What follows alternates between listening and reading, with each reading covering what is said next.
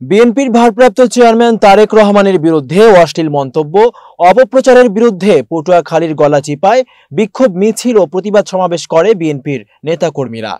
পটুয়াখালী থেকে শিকদার মাহবুবের পাঠানো প্রতিবেদনে দেখুন বিস্তারিত। আইনশৃঙ্খলার চরম অবনতিতে সরকারের নির্লিপ্ততা ও রাজনৈতিক উদ্দেশ্য প্রণোদিত অপপ্রচারের বিরুদ্ধে বিক্ষোভ মিছিল ও প্রতিবাদ সমাবেশ করে বাংলাদেশ জাতীয়তাবাদী দল বিএনপি। শুক্রবার বিকেলে গলাচিপার চরশিবা সাংগঠনিক ইউনিয়নের চরকপাল বাজারে বিভিন্ন ওয়ার্ড থেকে মিছিল নিয়ে আসে নেতাকর্মীরা। মিছিল নিয়ে বাজারের প্রধান প্রধান সড়ক ঘুরে ইউনিয়ন কার্যালয়ের সামনে অবস্থান নেয় সকল নেতাকর্মীরা।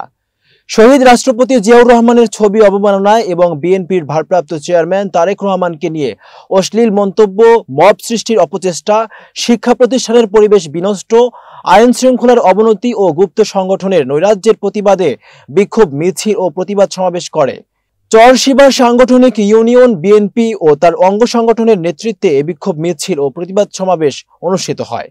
সমাবেশে বক্তব্য রাখেন চরশিবা সাংগঠনিক ইউনিয়ন বিএনপির সভাপতি মিজানুর রহমান ইসমাইল হাওলাদার।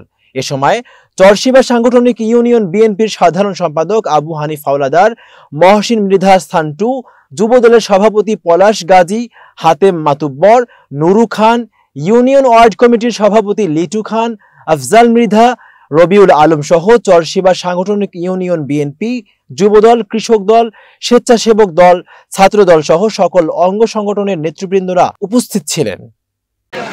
বর্তমানে গভীর ষড়যন্ত্রের মধ্যে আমরা আছি, আপনারা সকলে সজাগ থাকবেন। বাংলাদেশের এই বিএনপিকে নস্যাৎ করার জন্য বাংলাদেশে বিভিন্ন দল ষড়যন্ত্রের অবকাশ এবং বিভিন্ন আকাম অপকর্ম করাইয়া বিএনপির নামে মাথায় উঠাবার জন্য চক্রান্ত চলছে। সাথীরা, আমরা সকলেই দলবদ্ধ থাকব, দেশের মান ক্ষুণ্ণ রক্ষা করার লক্ষ্যে আমরা জান প্রাণ দিয়ে কাজ করব ইনশাআল্লাহ। কয়েকদিন আগে সোহাগ হত্যার ঘটনা আপনারা শুনেছেন, ফেসবুকে দেখেছেন। গতকালকে গোপালগঞ্জে সেখানে ঘটনা দেখেছেন, এনসিপি দলের মিটিং নস্যাৎ করেছে এবং এই ফেসিবাদ সরকারের দল এখনো বাংলাদেশে গোপনে আস্তানায় আপনার আমার পাশে এখনো কাজ করছে। তাই আমরা এদের মোকাবিলা করার জন্য আমরা প্রস্তুত আছি।